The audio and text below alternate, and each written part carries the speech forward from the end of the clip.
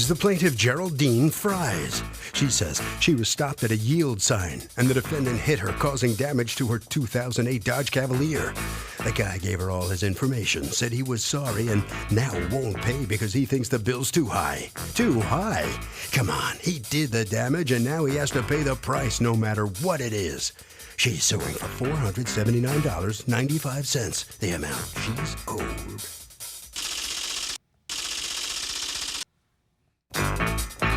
This is the defendant, Nick Gracia. He says the woman overreacts to things because he made 2 teensy tiny scratches on her bumper. The woman was ranting and raving and going on and on and on. She also cursed him out, and she needs to just calm down, take a cleansing breath, and be realistic about what it will cost to buff out a little scratch. He's accused of being the cause of a big scene.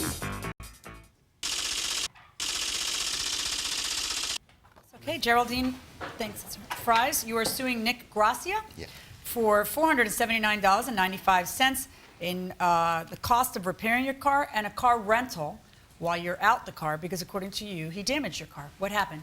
Well, we were traveling. I was waiting at the intersection of Route 45 there. Why don't you come on over to the board and let's see if that'll help me to understand. Okay. Okay, this would be, I'll take the red convertible. Pick the car you like. This would be my car. Okay. And this would be his. And All right. this would be the truck that was turning this way. And I just put my foot off my brake a little so the car would ease up so I could see behind this car, but I couldn't go because there's traffic coming, and that's when I guess he went like that because he hit that side of my bumper. With that side of his?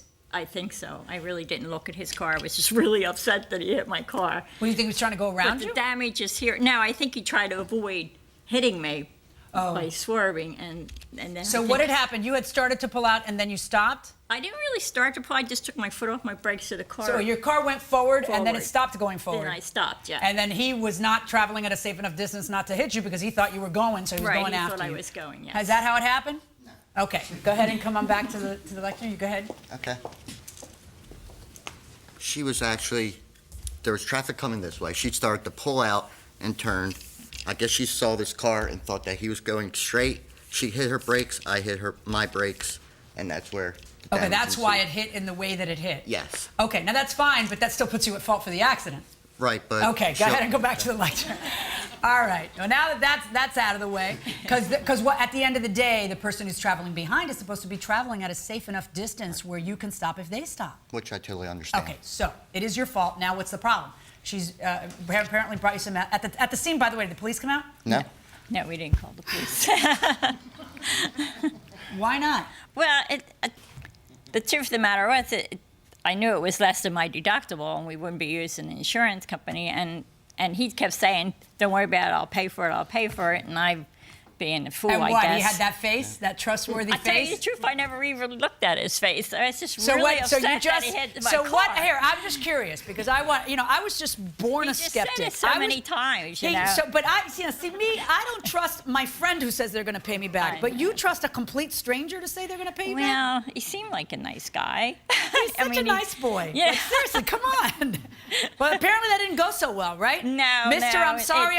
I'll be it happy to didn't pay go- at the it didn't scene. go as When well you as I showed him an thought. estimate, what happened? He said, I called him at the first estimate, and it was 477 something, and he said, he thought that was too high. And I said, okay, well, I'll get a couple more and see how we do if we get, and I did get one the You're next running around day. town getting yes, estimates. I'm running around like a ding dong, getting estimates. Being Mrs. Nice.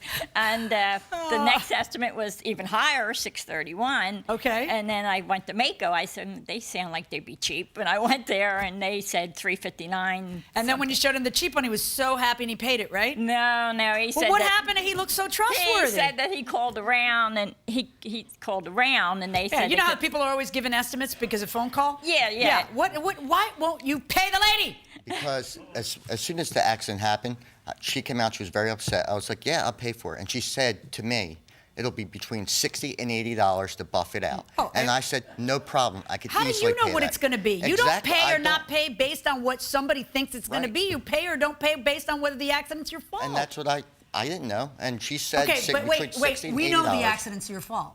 You know the accident. I'm not sure the accident is my fault. Okay, well now let me take away any doubt you have in your head. The accident's your fault. Okay. So now that we've established, what reason would you possibly have? You're telling the lady you're going to pay. You hit her, you rear-end her, which is, of course, we all know. Everybody knows. Anybody within the sound of my voice who drives knows that the accident would be your fault. So you're sitting there. You know it's your fault. The lady brings you the first test, or you tell her to get a cheaper one. She gets one that's more expensive and one that's cheaper, and you still won't pay it. What is your defense? I'm sorry. I must not be here. What is your defense? So somebody says, please don't call the police. I'll pay, I'll pay, I'll pay. Would you still call the police? Absolutely. You have to have a report. You're going to have that report. They're saying, my word is gold, I will pay.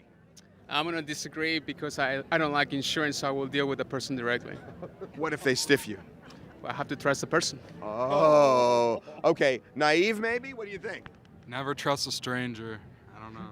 You know what? That's the best parting advice I have heard all day going inside the courtroom. At the scene, she said it would be between $60 and $80, and I said, no problem. And she's a car repair service? I don't know. Maybe she is. So, really?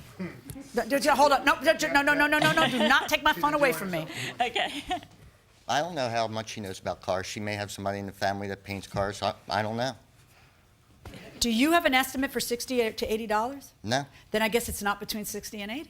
I guess it is what it is. I could get an estimate for touch-up paint for between $60 and $80. Why should she use touch-up paint? What are you driving? Because that's the amount of damage that was on the car. Why should she have to touch up? What are you driving? A 2009 Caliber. Okay, can I see your pictures of your damage? Yes.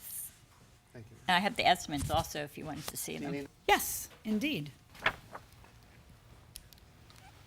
Oh, I thought I was going to see some tiny little scratch. This is rather significant. Is this the damage you did? I can't see it from here. Oh, well, then let's bring it over to you. Okay, thank you. Okay. That's what you think is between $60 and $80? I thought I was going to hear this, which I hear a lot, and it happens to be true. Judge, it's so hard to show you in a picture because the glare, it's really hard to get it. And it happens to be true that sometimes a nick or a scratch is hard. That is like downright damage. Now, tell me how you think. How old are you? I'm 33. And you've owned how many cars in your day? 5. That you would really think that this would be $60 to $80. You can't. They won't look at you for $60 or $80. You think this is going to be $60 or $80? You're just a weasel who doesn't want to pay for it. You want to take it to Mecca, or you want to take it to some other place? Where do you want to take it to? I would like to take it to the second estimate because that's who the. Which is what company? The one for 477. I forget the name. That's the place you like. Your first place. Got it. That's the one. Proline Collision. That's what you want. All right. Do you have an estimate for the car rental? I don't have it in paper. I called them. They said the cheapest car they had was $38. Indeed. I find you to be eminently reasonable, and I find that to be a very cheap rate for a car rental. Well, guess what? You don't have to take it to Mako. So now it's going to cost you more because you're a jerk. See? So instead of just taking the $300 and something that this nice lady was willing to let you slide for, now she wants the car rental, and I'm going to give it to her. I'm going to order you to pay it. So now you're going to pay her not the amount she's suing for, but about $100 and something more. You're paying her $597.76, and you ought to be ashamed of yourself. Thank you.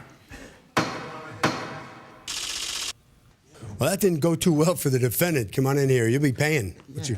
I didn't think the judge was very fair in the matter, and especially since no authorities were called to the scene of the accident. You saw the pictures. What did the pictures look like to you? There was some damage, but nothing I mean, $60 to $80. Come on, really? Doesn't that seem a little low? That's what I called and got an estimate for touch-up paint. Yeah, but that's more than touch-up. You saw the pictures. There's damage there. Well, you know. Apparently the judge thought that. So. Okay.